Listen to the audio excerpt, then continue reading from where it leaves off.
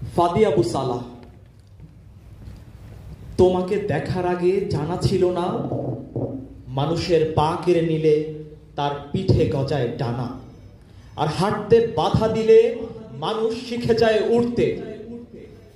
ওরা শুরু করেছিল তোমার পায়ের নিচের মাটি থেকে, তাই প্রথমে ওরা কেড়ে নিয়েছে তোমার জমিন।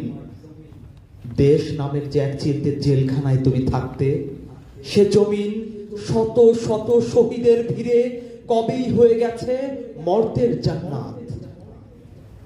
এরপর ওরা কেড়ে নিয়েছে তোমার শৈশব, অথচ তুমি কখনোই শিশু ছিলে না, তুমি ছিলে সেই জান্নাতের সবুজ আবাবিল।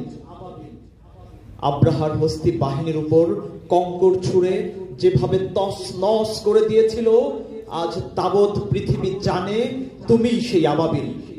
একই কায়দায় ছুঁড়ে মারো কঙ্কর আব্রাহাম ব্যাটল ট্যাঙ্কের দিকে। তোমাকে তো ছেড়ে দেওয়া যায় না। এরপর ওরা কেড়ে নিল তোমার তারুণ্য। তোমাকে জেলে পড়ে ওরা ভেবেছিল শূন্য পাতার নিচে ওরা লুকিয়ে রাখবে আগুন। আটলান্টিকের এপার ওপার হয়ে সে আগুন ছড়িয়ে পড়েছে। আটলান্টিকের এপার ওপার হয়ে সে আগুন ছড়িয়ে পড়েছে সাতটি সাগর মহাসাগরের কূলে উপকূলে। আর তোমার দৃপ্ত পদভারে যখন কেঁপে কেঁপে উঠতে শুরু করেছে জেরুজালেমের প্রাচীন দেয়াল, ঠিক তখনই ওরা কেড়ে নিয়েছে তোমার অনিন্দ সুন্দর পা জোড়া। সাধ্য আছে কার?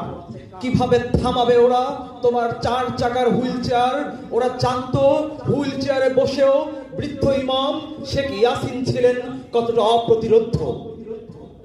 সেই বৃদ্ধকে হত্যা করতে যারা হেলিকপ্টার গানশিপ থেকে মিসাইল ছুড়তে পারে, তারা তোমার এই উদ্ধত যৌবনের কাছে কেমন অসহায় কাপুরুষ।